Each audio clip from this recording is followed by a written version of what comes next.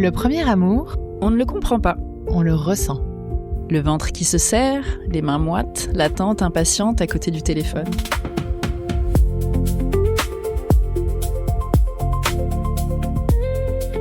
Je suis Marie-Charlotte, j'anime Crush, le podcast qui explore nos amours modernes sans naïveté. Et moi, Kitri, j'anime La Chose Étrange, le podcast 15-25 ans où on parle de sexualité et d'intime sans tabou. Elle, c'est l'éveil des sens que l'on n'ose jamais raconter. Et elle, c'est l'amour qu'on n'arrête jamais d'explorer. Le premier amour, c'est quand on découvre les deux en même temps, le cœur et le corps. Bienvenue dans Premier Amour, la série exceptionnelle proposée par Crush et La Chose Étrange. 6 épisodes, 6 premiers amours. Racontés à la première personne comme des confidences. Donc moi, je m'appelle Laurence. Aujourd'hui, j'ai 47 ans. Et quand j'ai vécu mon premier amour, j'avais 19 ans.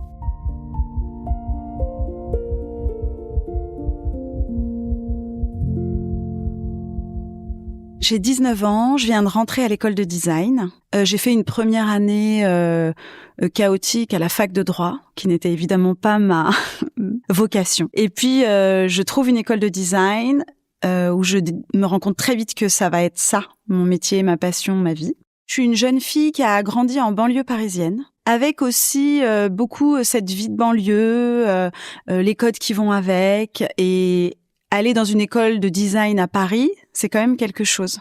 C'est aussi très différent du cursus de mes amis. C'est un petit peu à part. Ça correspond bien à ma sensibilité artistique, mais il y a quelque chose de différent. Je suis une jeune fille qui voit l'amour avec vraiment ce côté un petit peu romantique. Je suis encore dans les princesses Disney. Moi, je suis dans les princesses Disney. J'ai eu des petits amoureux. Je n'ai pas encore fait l'amour avec un garçon à 19 ans. Donc, je suis encore cette jeune fille qui est dans les baisers, dans les petites histoires de lycée, très chaste. Moi, j'ai toujours cru que l'amour, c'était fait pour moi. En fait, je pense que j'ai l'impression que ça fait partie de moi. C'est quelque chose que je trouvais beau quand je l'observais dans la pop culture, dans les films, dans les couples que j'ai vus autour de moi naître. Et je me disais juste que ça allait m'arriver un jour. L'amour, à cette époque-là, je le voyais vraiment comme un espèce de duo, comme deux êtres qui font tout ensemble. On est ensemble, on fait des choses ensemble, y a de la tendresse, on va au cinéma ensemble. C'était très au présent.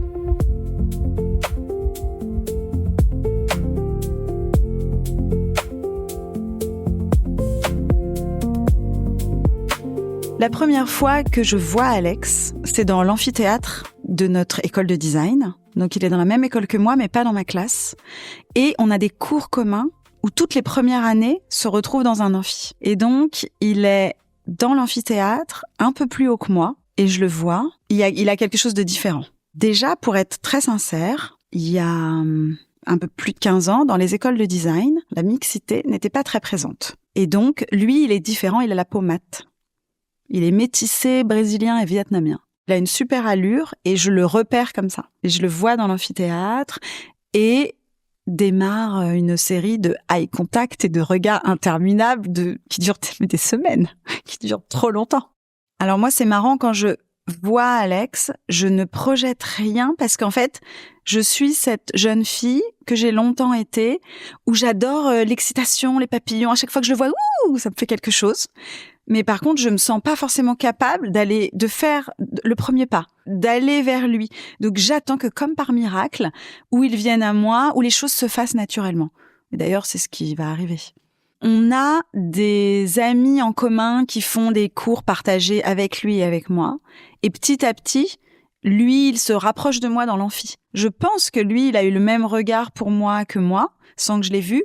Et il était 5 rangs derrière moi au début de l'année. Et puis petit à petit, on se retrouve souvent. On n'est pas loin, quoi. On est l'un derrière l'autre dans l'amphi et le contact se fait. Et via un copain commun, on finit par discuter. On finit par discuter et rentrer en contact tous les deux et devenir un début de pote. Mais très vite, on se donne rendez-vous pour une soirée ensemble. La première fois qu'on se voit tous les deux, on se donne rendez-vous près de chez lui, dans sa ville. Alors moi, en bonne banlieusarde que je suis, j'ai ma bagnole et je conduis. J'ai ma R5 et je traverse Paris. Et puis, je le rejoins et on se fait une chouette soirée. Il habite près du lac d'Enghien. C'est assez joli et on se fait une balade là. Et puis, on se donne notre premier baiser. Et c'est vrai que à l'époque, quand on s'était embrassés, on était déjà ensemble. À partir du moment où il y a ce premier baiser, on est tous les deux, on est un couple, on est à l'école ensemble, on se fait un petit smack pour se dire bonjour, un petit smack pour se dire au revoir, et on sait qu'on se voit tous les week-ends. On démarre notre petite vie de couple, et moi je lui dis assez rapidement, déjà que moi j'ai jamais fait l'amour. Et il me dit, y a pas de souci, on prend notre temps. Lui, il avait déjà eu cette expérience. Et donc ça me met déjà dans une posture particulière, c'est que je suis celle qui a à découvrir. Et lui, il est respectueux, doux, patient. Et en même temps, il y a une forme de sensualité entre nous qui est très douce, qui s'installe petit à petit dans le temps. Et c'est vrai que la tension, elle commence à avoir lieu au fur et à mesure de nos rendez-vous. Mais ça devient très progressif. Et puis, on a aussi un âge où on va dormir les uns chez les autres. Et donc, moi, j'allais dormir chez lui, avec ses parents, au rez-de-chaussée, qui était hyper sympa. Mais il avait une très grande chambre, avec un grand espace dédié, de la musique. Enfin, il y avait une vraie ambiance. Et c'est marrant parce que 25 ans plus tard, j'ai toujours ça en tête. La musique d'ambiance, le R&B des années 90 en fond, et cette grande chambre où on passait du temps tous les deux à partager des moments, à discuter et aussi à se rapprocher petit à petit. Dans cette chambre avec Alex, vraiment j'ai un souvenir de ces musiques, et c'est marrant, elles sont empreintes. On écoutait vraiment particulièrement 2 albums qu'on a écoutés et réécoutés, et je pense qu'ils se sont imprégnés parce qu'on les écoutait en s'endormant. Et donc je pense que plus jamais je pourrais écouter ces chansons sans repenser à ça. C'est Qui Souhaite et surtout l'album d'Alia. Et ces 2 figures du R&B de cette époque-là. Et on écoutait cet album d'Alia, qui était son dernier album, du coup, avant qu'elle ait cet accident d'avion. Et on l'écoutait en boucle. Et il était dans nos nuits, dans les soirées et aussi dans les moments d'amour et de tendresse.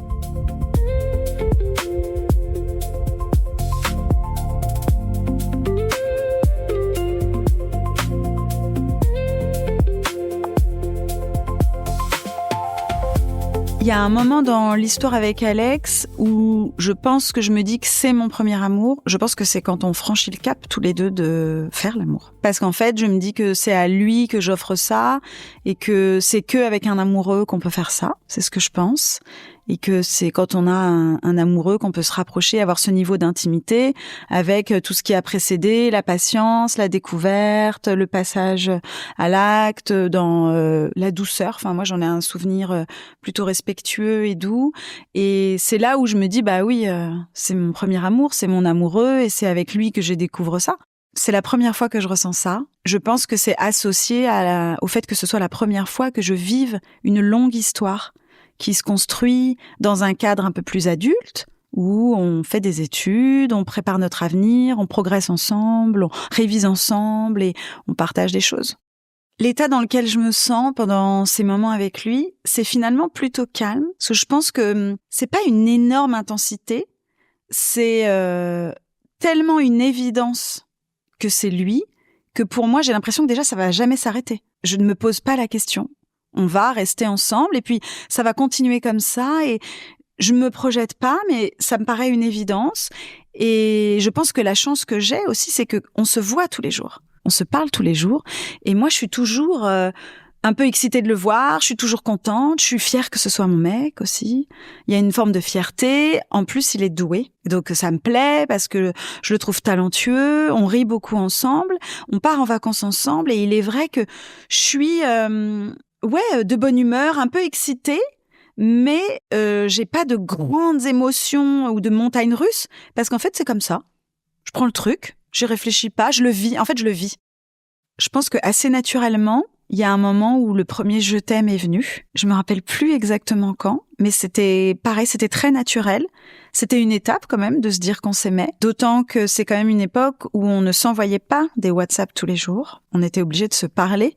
On avait des petits téléphones qui permettaient pas d'écrire de longs discours. Et donc tous les messages, ils se vivaient ou ils se prononçaient.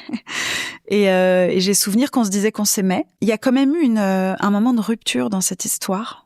au milieu de l'histoire, où moi, à un moment, j'étais plus trop sûre, j'étais pas très bien entourée à cette époque-là, et je m'étais fait un peu embarquer dans une histoire d'un gars qui me draguait, un pote d'une copine, qu'elle m'avait un peu mis dans les pattes et tout ça, et je me suis fait embarquer là-dedans. Je pense que c'est une époque où je découvrais aussi ce que c'était de séduire les hommes en général, c'est le pouvoir de séduction, et je me suis fait embarquer dans ce truc-là qui était une grosse erreur.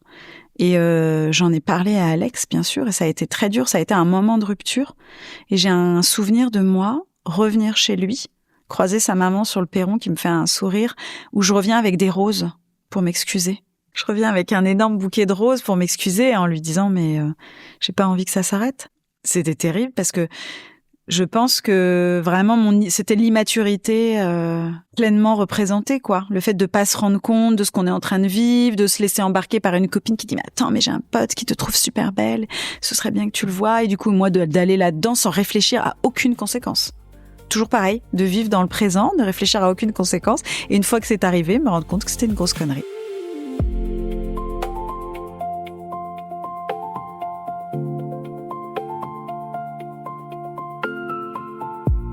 On poursuit notre histoire et la vie professionnelle arrive, et moi je commence un boulot, je suis embauchée, on fait nos stages de fin d'année, et la boîte dans laquelle je fais mon stage me propose une embauche, donc je démarre le boulot. Et l'histoire là, je pense qu'elle commence un peu à s'étioler. On évolue, on a des univers différents, et sans s'en rendre compte, il y a quelque chose qui s'éteint doucement. C'est-à-dire qu'on ne se dispute pas, on a plutôt une très bonne entente. J'ai pas en tête de souvenirs, de moments de dispute ou de vrais moments de froid avant tout ça. Je pense qu'il y a une espèce, d'évolution de vie. Lui, il travaille pas encore. Moi, je travaille.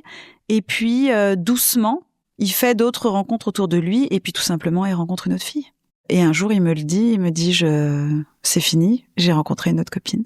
Ça faisait 3 ans qu'on était ensemble, un peu plus de 3 ans, ouais. Donc c'est une période complexe pour moi, puisque au moment où je démarre mon travail, où Alex va pas tarder à me quitter, mes parents divorcent.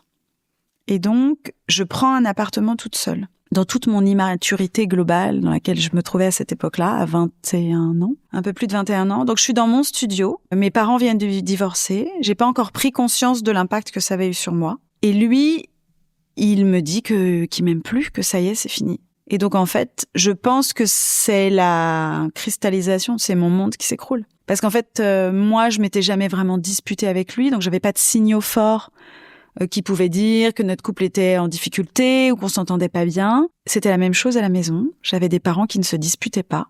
On vivait dans le calme, dans une famille douce et aimante, d'apparence. Et donc, je ne savais pas que ça pouvait s'arrêter, en fait. Et là, en quelques mois, tout s'arrête. Je me retrouve en autonomie dans mon appartement, je travaille, mes parents divorcent et mon mec de toutes mes études me quitte. Et en vrai, j'ai des souvenirs de moi allongée sur le parquet, en croix, à pleurer, je sais pas, allongée sur le parquet. J'ai une image comme ça, à côté de mon meuble Ikea de télé, au sol, en train de, je sais pas, en croix. Mais en plus, c'est d'un glauque. Parce que la réalité, c'est que je suis encore amoureuse de lui pendant plusieurs mois. Et on est quand même tout un groupe d'amis. On fait nos études ensemble, on a des copains en commun. Moi, je suis devenue très amie avec sa meilleure amie à lui, qui est ma super pote, avec qui je pars en week-end, je pars en vacances. Donc en fait, je reste dans le groupe. Et j'ai quand même des souvenirs de situations ubuesques où il est avec sa nouvelle copine, et moi, je suis avec ses potes et on sort tous ensemble. Quelques mois après cette séparation. Et donc, je suis là et j'ai un souvenir, le pire souvenir de ma vie. Je m'en rappelle encore. C'est très précis. On est sur les Champs-Élysées, on va en boîte. Et là, il faut rentrer 2 par 2. Parce qu'on a 20 piges et que à l'époque, il fallait rentrer un garçon et une fille. Et on arrive tout un groupe. Et donc, moi, lui, il est au bras de sa magnifique nouvelle copine, je tiens à le dire. Sublime. Et moi, je retrouve avec son petit pote moche. Il me dit, du coup, tu te mets avec lui. Eux, ils rentrent dans la boîte et nous, on se fait recaler. La situation est dégueulasse. Vraiment, c'est le summum de l'humiliation, en fait, dans lequel je me mets seule. Pourquoi je sors avec eux? Pourquoi je vais en boîte? Pourquoi j'accepte que mon duo pour rentrer dans la boîte, ce soit son pote, qui est un pote à moi aussi, mais bon. Et lui, il passe devant, là, avec la déesse brune, il rentre, et moi, je me fais recaler derrière. le summum de l'humiliation, quoi. Après ça, moi, je remonte la pente toute seule, lentement. Je mets les crampons et j'y vais, je reprends ma vie. Et puis, voilà, la vie continue. Tout doucement et naturellement, finalement.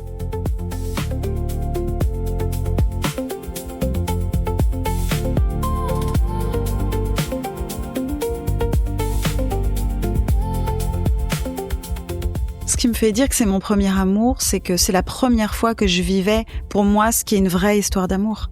Dans le temps, qui permet de découvrir des choses, qui fait que tu vas en vacances avec ton amoureux, donc tu fais l'expérience de la vie amoureuse dans sa totalité, dans la sexualité, dans la vie, dans le quotidien, tu te découvres au fur et à mesure, et aussi la douleur que ça m'a fait quand ça s'est arrêté, clairement. Pour moi, c'est quasiment un de mes seuls vrais gros chagrins d'amour, avec toute la désillusion, la tristesse, l'incompréhension qui va avec. La désillusion, à ce moment-là, c'est que l'amour, ça dure pas toute la vie, en fait. Je pensais que la temporalité, elle était infinie. Je pensais pas au lendemain, puisque j'étais convaincue qu'il y en aurait un. J'ai compris que c'était pas le cas depuis. J'ai quand même mis du temps à comprendre que l'amour, c'était pas éternel. Il m'a fallu bosser sur moi et comprendre. Donc, j'ai compris que l'amour, c'était pas pour toute la vie, qu'on pouvait pas juste se laisser porter et qu'il fallait agir soi-même pour lui donner vie, pour le faire perdurer, pour rester dans la séduction. Je pense que ce premier amour, il avait l'insouciance. Plus jamais. J'ai été insouciante après ça. J'étais insouciante de tout, puisque j'avais aucune conscience de ce qui pouvait arriver. Donc j'étais légère, insouciante, dans la vie, dans le plaisir, comme ça. La réalité, c'est que je suis convaincue que, en tant qu'adulte, je pourrais retrouver le même état émotionnel que j'avais à l'époque d'insouciance. Je suis persuadée que c'était le bon état qu'on avait. Parce qu'en fait, on se posait moins de questions, il y avait une forme de sécurité naturelle qui se mettait en route. Quand je disais, on s'embrassait et on était ensemble et on y allait. Et on voyait ce qui se passait, mais on avançait ensemble et on était main dans la main. Je suis convaincue que c'était un bon sentiment, ça. Et en réalité, je veux bien y revenir parce que ça veut dire que je me sentirais assez en sécurité pour être insouciante. Cette histoire, quand j'y réfléchis, je sais pas si elle m'a construit, mais en tout cas, elle m'a surtout déconstruit. Je pense que ce qu'elle a laissé en moi, c'est la déconstruction des schémas classiques de princesse et d'amour éternel.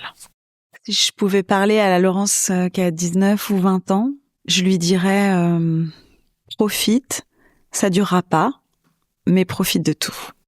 Si je pouvais parler à Alex, en réalité, je lui dirais merci. Parce que je me rends compte que ce garçon, il a été respectueux, plutôt cool avec moi. Il m'a pas fait de mal. Bien sûr, l'histoire s'est terminée et ça a été très douloureux. Mais moi, je pense que j'ai eu la chance d'avoir une première histoire d'amour, de rencontre avec l'amour et de rencontre avec la sexualité, dans la douceur, dans le respect. Et du coup, je lui dirais merci pour cette belle première histoire d'amour. Je crois qu'elle nous a tous les deux laissé une empreinte et puis voilà.